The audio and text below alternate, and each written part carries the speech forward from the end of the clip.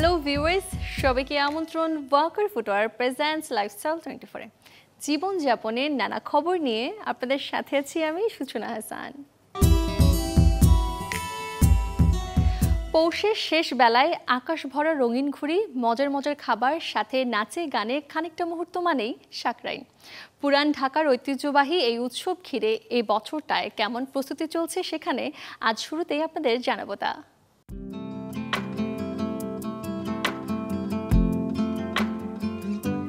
পুরান ঢাকার অলিগলি ছেয়ে গেছে রং বেরঙের ঘুড়িতে, চলছে সাকরাইনের প্রস্তুতি।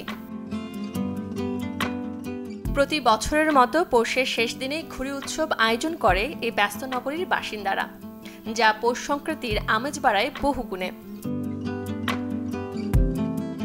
সাকরাইনকে রঙে রাঙাতে চোখদার, গরুদার, মাছল্যাঞ্জা, ফিতাল্যাঞ্জা, একরঙা ঘুড়ি, সুতা, নাঠাই সহ বিভিন্ন আতশবাজির পসরা নিয়ে বসেছেন দোকানিরা। ইন্ডিয়ান পাতাং, তারপর এক চিপুর মালগুলি সাদা, তারপর একবারে কালো মোম পালিশ, বাংলাদেশ ঘুড়ি, সাকরাইন, প্লাস্টিকের পলিথিন ঘুড়ি।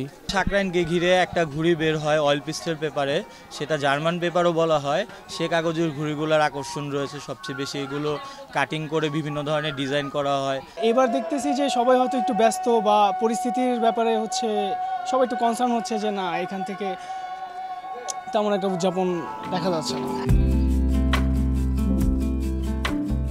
উৎসবে মেতে উঠতে পুরান ঢাকার বাসিন্দা সহ বিভিন্ন স্থানে ক্রেতার আনাগোনায় মুখরিত থাকে পুরান ঢাকার শাঁখারী বাজার ও তাঁতি বাজার। এটা তো ঢাকায় উৎসব, ঢাকায় মানুষদের একটা আবেগ এটা। এখন আপাতত সবাই মিলে আপনার সাকরাইনের ভিতরে ঘুড়ি উৎসব থেকে আপনার ডিজেটা বেশি প্রাধান্য দেয় সবাই। এখন হয়ে গেছে কি, সাকরাইন হয়ে গেছে ডিজে পার্টি। তো প্রত্যেকটা ছাদে ছাদে আপনি দেখবেন সব কিছু হয়, বাট ঘুড়ি উড়ানোটা এখন হয় না। ভালোই মজা হবে, কিন্তু এবারকার তো সাকরাইন আর কি সবাই নিষিদ্ধ করে দিয়েছে, তাই আমরা ভালোভাবে করতে পারবো না আর কি। প্রতি বছর এই উৎসব ঘিরে ঘুড়ি ও নাটাইয়ের বেচা বিক্রি হয় প্রায় লাখ টাকার। তবে এবারের চিত্রটা কিছুটা ভিন্ন, নেই ঘুড়ির বিক্রির গল্প। প্রতি বছরের তুলনায় এবছর বেচাকেনা একদম বাজে।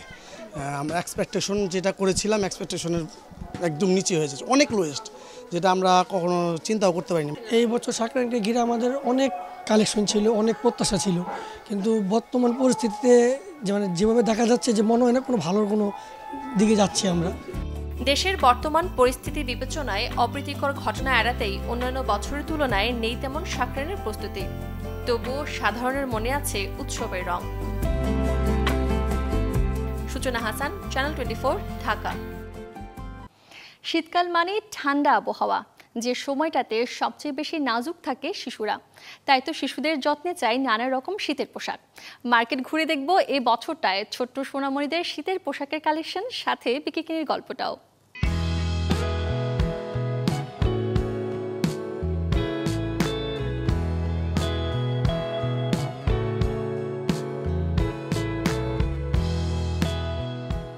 বাচ্চাদের 4 পিস, 5 পিস, 3 পিসের ব্লেজার স্যুটগুলো, সেগুলো এখন মার্কেটে সবচেয়ে বেশি রানিং, কাস্টমারদের খুব চাহিদা।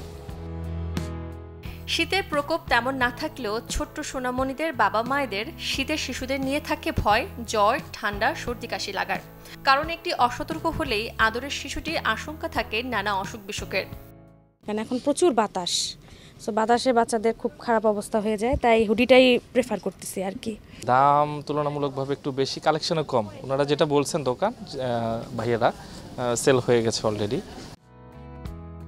আরামের পাশাপাশি পোশাকের বাজার জুড়ে শিশুদের ফ্যাশনেবল ট্রাউজার, ব্লেজার থেকে শুরু করে আছে রং বেরঙের প্রিন্টের সোয়েটার, জ্যাকেট, হুডি ও জিন্স প্যান্টের বিভিন্ন কালেকশন।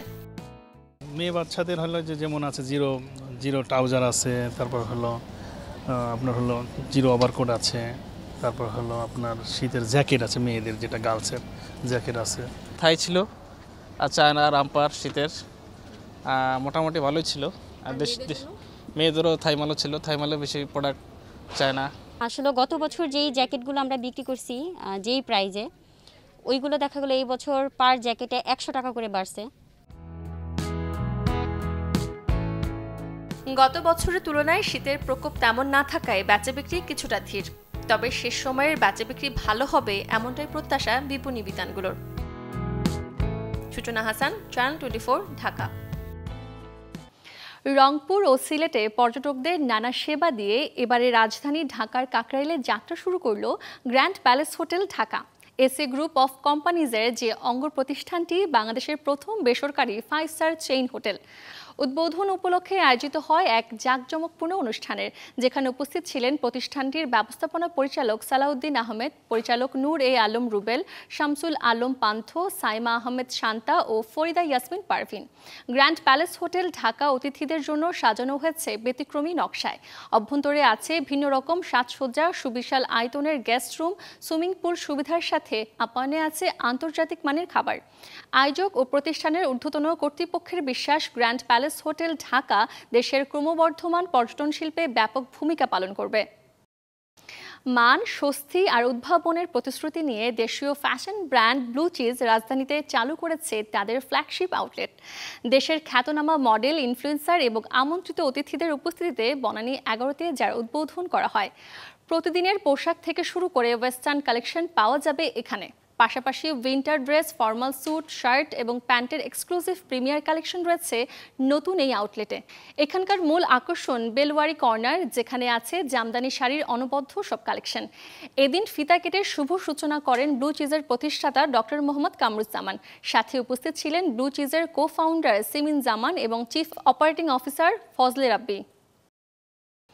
যারা হিজাব ব্যবহার করেন একমাত্র তারাই জানেন নানা ডিজাইনের এক্সক্লুসিভ কালেকশন খুঁজে পাওয়া কতটা মুশকিল। আর তাই তো হিজাবের নানা কালেকশন নিয়ে এবারে বসুন্ধরা সিটিতে যাত্রা শুরু করেছে হিজাবিয়ানা, যেখানে উপস্থিত ছিলেন দেশের মডেল, ব্লগার ও ইনফ্লুয়েন্সাররা। হিজাব আর বোরকার কালেকশনে হিজাবিয়ানার এটি 4র্থ আউটলেট। অনলাইনে যাত্রা শুরু করে যে ব্র্যান্ডটি ক্রেতা সন্তুষ্ট অর্জন করে এখন আছে হাতের কাছেই শপিং মলে।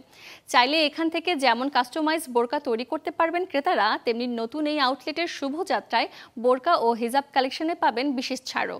এছাড়াও এই হিজাবিয়ানা হতে পারে হজ যাত্রীদের জন্য ওয়ান স্টপ সলিউশন।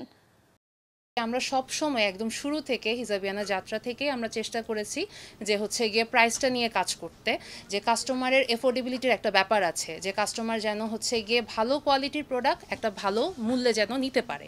আমরা মূলত হচ্ছে গিয়ে আমাদের দেশীয় হচ্ছে গিয়ে ক্রাফটসম্যান যারা আছে, কারিগর যারা আছে, তাদেরকে বেশি ফোকাস করছি, তাদেরকে ফোকাস করে কাজটা করছি। এবারে নজর দেব স্বাস্থ্য সুরক্ষায়। ক্লান্তিভাব দূর করা, শরীরে পানি স্বল্পতা পূরণ কিংবা জ্বর, শরীর দুর্বলের মতো অসুখে অনেকেই ভরসা করেন স্যালাইন পানে। কিন্তু জানেন কি দর্শক, না জেনে বুঝে স্যালাইন পান করলে আপনি কিংবা আপনার পরিবারের সদস্যের হতে পারে মৃত্যু ঝুঁকি। স্যালাইন উপকারী হওয়া সত্ত্বেও এটা কী পরিমাণ এবং কে খেতে পারবে সেটার একটা নির্দেশনা রয়েছে। যেমন যদি শরীরে পানি শূন্যতা না থাকে বা অতিরিক্ত পরিমাণে স্যালাইন খেয়ে ফেললে এটি শরীরে সোডিয়ামের মাত্রা বেড়ে গিয়ে কিডনির উপর চাপ সৃষ্টি করতে পারে। এবং কিডনি রোগীদের ক্ষেত্রে দেখা যায় সোডিয়ামের মাত্রাটা ব্যালেন্স থাকাটা খুব জরুরি। এদের ক্ষেত্রে যদি স্যালাইন খাওয়া হয় তাহলে অনেক সময় দেখা যায় সোডিয়ামের মাত্রা বেড়ে মৃত্যুর ঝুঁকিও হতে পারে। হৃদরোগ বা উচ্চ রক্তচাপের ক্ষেত্রে দেখা যায় যখন স্যালাইনটা অতিরিক্ত পরিমাণে খাওয়া হয় তখন এটা কিন্তু রক্তচাপটা খুব দ্রুত বাড়িয়ে দেয়। সেক্ষেত্রে স্ট্রোক হওয়ার সম্ভাবনাও কিন্তু থাকে এবং কার্ডিয়াক একটা অ্যারেস্ট হওয়ার সম্ভাবনা রয়েছে। সো কী পরিমাণে খেতে হবে, যেমন একটা নির্দেশনা থাকে কিন্তু যে এই আধা লিটার পানিতে যে প্যাকেটের গায়ে লেখা থাকে, এটি কিন্তু সবার জন্য প্রযোজ্য নয়, বিশেষ করে উচ্চ রক্তচাপের পেশেন্ট এবং হৃদরোগ এবং কিডনি রোগীদের ক্ষেত্রে এটা পুষ্টিবিদের পরামর্শ অনুযায়ী তাদের পরিমাণটা নির্ধারণ করতে হবে। এই ছিল ওয়াকার ফুটওয়্যার প্রেজেন্টস লাইফস্টাইল 24 এর আজকের আয়োজন। জীবনযাপনের নানা খবরের সাথে দেখা হবে আগামীকাল। সে পর্যন্ত সবাই ভালো থাকুন, সুস্থ থাকুন, অবশ্যই চোখ রাখুন চ্যানেল 24-এ।